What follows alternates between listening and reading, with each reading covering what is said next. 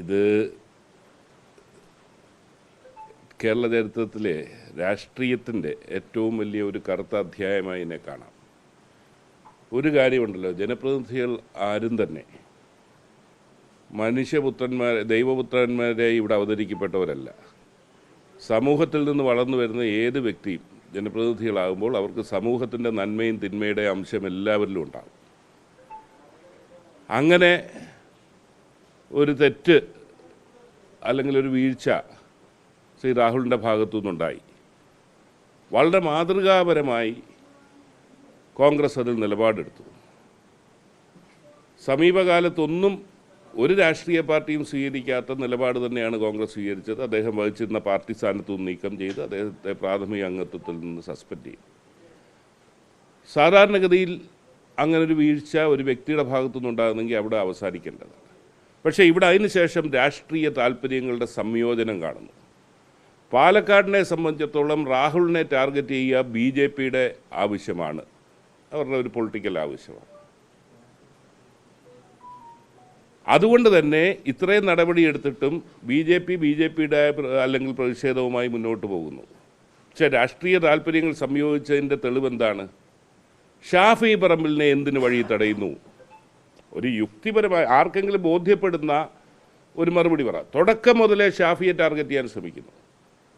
സ്വാഭാവികമായി BJPക്കുള്ള അമർഷം നമുക്കറിയാം. ഒരു ന്യൂനപക്ഷ സമുദായത്തിൽ നിന്ന് ഒരു ചെറുപ്പക്കാരൻ, മതേതരവാദിയായ ഒരു ചെറുപ്പക്കാരൻ, മതേതര കേരളത്തിൻ്റെ മനസ്സ് കവർന്ന ചെറുപ്പക്കാരൻ മുന്നോട്ട് പോകുമ്പോൾ BJPയുടെ രാഷ്ട്രീയവുമായി നോക്കുമ്പോൾ അത് നമുക്ക് അനുവദിച്ചുകൂടാ. അതേ താല്പര്യത്തിലാണ് CPM-ഉം അതിനെ കാണുന്നത്. വടകര പോലൊരു മണ്ഡലത്തിൽ അവരുടെ കോട്ടയെന്ന് വിശേഷിപ്പിക്കാവുന്നതിൽ അവരുടെ ഏറ്റവും പ്രമുഖ എന്ന് അവർക്ക് അവതരിപ്പിക്കാവുന്ന കേരള രാഷ്ട്രീയത്തിലെ ശൈലജ ടീച്ചറിനെ 1-പരം ലക്ഷം വോട്ടിന് പരാജയപ്പെടുത്തിയപ്പോൾ ഷാഫി അവർക്കും കണ്ണുകടിയായി. എന്നാൽ ഇതിൽ വളരെ വ്യക്തമാണ് ധാരണ. എന്താണ്? പാലക്കാട് ഞങ്ങൾ രാഹുലിനെ നോക്കിക്കോളാം, ബാക്കി വടകരയിൽ നിങ്ങൾ ഷാഫിയെ നോക്കിക്കോ എന്നുള്ള BJP CPM താല്പര്യമാണ് ഇതിൽ നിൽക്കുന്നത്. കൂടാതെ രണ്ടുപേർക്കും കൂടെ നമുക്ക് സതീശനെ നോക്കിക്കോളാം. ഇതല്ലേ കേരളം കാണുന്നത്? അല്ലെങ്കിൽ എന്ത് ന്യായീകരണമാണ് ഈ തരത്തിലേക്കൊരു സമര ആഭാസം നടത്തുന്നതിന്? എന്ത് ന്യായീകരണമാണുള്ളത്? ഈ ആദ്യമായിട്ടല്ലല്ലോ കെട്ടുകഥകൾ വരുന്നത്, കഥകൾ മെനഞ്ഞെടുക്കുന്നത്. ഇവിടെ ഒരു തെറ്റുണ്ടായി, വീഴ്ചയുണ്ടായ നടപടിയെടുത്തു. ഞാനതാണ് പറയുന്നത്. 2015 കാലഘട്ടത്തിൽ കേരളം കണ്ട ആ നീതിമാനായ ശ്രീ ഉമ്മൻചാണ്ടിക്കെതിരെ പോലും ഇത്തരം ആക്ഷേപങ്ങൾ ഉന്നയിക്കുകയും വലിയൊരു സമൂഹത്തിനെ കൊണ്ട് അത് വിശ്വസിപ്പിക്കുകയും ചെയ്യാൻ അവർക്ക് സാധിച്ചു. ഇന്നിപ്പോൾ അതിൻ്റെ ആവർത്തനം എന്നുള്ള നിലയിൽ ഒരു വീഴ്ചയെ മുതലാക്കി രാഷ്ട്രീയമായിട്ടുള്ള ഈ അവിശുദ്ധ ബന്ധം കേരളത്തെ അല്ലെങ്കിൽ ഈ ഇന്നത്തെ UDFൻ്റെ മുന്നേറ്റത്തെ തടയിടാമെന്ന ലക്ഷ്യത്തോടു കൂടി തന്നെയാണ് നീങ്ങുന്നത്.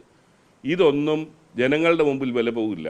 ജീവിതം ദുസ്സഹമായി കഴിയുന്നവർ ഈ ഗവൺമെൻറ് ഒരു ദിവസം മുമ്പേ എന്ന് ആഗ്രഹിച്ച് കഴിയുന്ന ഒരു ജനസമൂഹത്തെ സംബന്ധിച്ചിടത്തോളം അവരടുത്ത തിരഞ്ഞെടുപ്പിന് കാത്തിരിക്കുകയാണ് പിണറായിയെ പുറത്താക്കാൻ വേണ്ടി. അന്നേരം ഈ ഡിസ്ട്രാക്ഷൻ കൊണ്ടുവന്ന് അതിൽ നിന്നൊക്കെ ഗവൺമെൻറ്റിനോ LDFനോ നേട്ടം ഉണ്ടാക്കാമെന്ന് വിചാരിച്ചാൽ അതൊന്നും കേരളത്തിൽ നടക്കത്തില്ല എന്ന് പ്രഖ്യാപിക്കാൻ. മാത്രവുമല്ല, ഇതിന് ഈ നിലയിലേക്ക് സമരം ചെയ്യാൻ എല്ലാവർക്കും അവകാശമുണ്ട്. പക്ഷേ എന്തിന് ഷാഫിക്കെതിരെ സമരം ചെയ്യുന്നു? എന്തിന് VD സതീശൻ്റെ വീട്ടിലേക്ക് സമരം ചെയ്യുന്നു? അതിന് മറുപടി അവർ പറയണം. ജനങ്ങൾക്ക് ബോധ്യപ്പെടുന്ന പറ. അല്ലെങ്കിൽ നിങ്ങളുടെ താല്പര്യങ്ങളാണ് മുസ്ലിം സമുദായത്തിൽ നിന്നൊരു ചെറുപ്പക്കാരൻ വളർന്നു വരുന്നതിലുള്ള അസഹിഷ്ണുതയാണ് BJPക്കും CPM-നും എന്ന് പറയേണ്ടി വരും.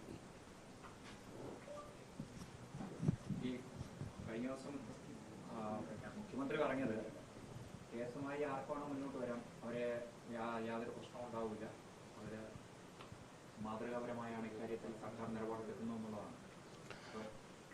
ഞാൻ പറയട്ടെ, മുഖ്യമന്ത്രിയുടെ ഇന്നലെ കേസെടുത്തു. ഒരു പരാതിക്കാരൻ പോലുമില്ല, പരാതിക്കാരിയില്ലാത്ത ഒരു വിഷയത്തിലാണ് കേസെടുത്തിരിക്കുന്നത്. എന്നാൽ ഈ മുഖ്യമന്ത്രി ഈ ഭരണത്തിൻ്റെ ഏറ്റവും വലിയ നേട്ടം എന്തെന്ന് ചോദിച്ചാൽ വിവാഹേതര ബന്ധങ്ങൾക്കും പീഡനങ്ങൾക്കും ഒരു യൂണിവേഴ്സിറ്റി തുടങ്ങാവുന്ന ഒരു ഗവൺമെൻറ് മുന്നണിയുമാണ് LDF. അതിൻ്റെ ചാൻസലറായിട്ട് ആര് വരണമെന്നുള്ളത് ഞാൻ പറയാതെ നിങ്ങൾക്കറിയാം. അതിൽ ഈ മന്ത്രിസഭയിൽ ഒരു മന്ത്രി തന്നെ ഉണ്ടല്ലോ അതിൻ്റെ ചാൻസലറാകാൻ യോഗ്യനായിട്ടുള്ളത്. അതുപോലെ മുഖ്യമന്ത്രിയുടെ പൊളിറ്റിക്കൽ സെക്രട്ടറി അടക്കം ഇവരെല്ലാവരും, ഞാൻ പറയുന്നല്ലോ, ഇതെല്ലാം സമൂഹത്തിൻ്റെ നന്മയും തിന്മയും എല്ലാ പൊതുപ്രവർത്തകരിലും ഉണ്ടാകും.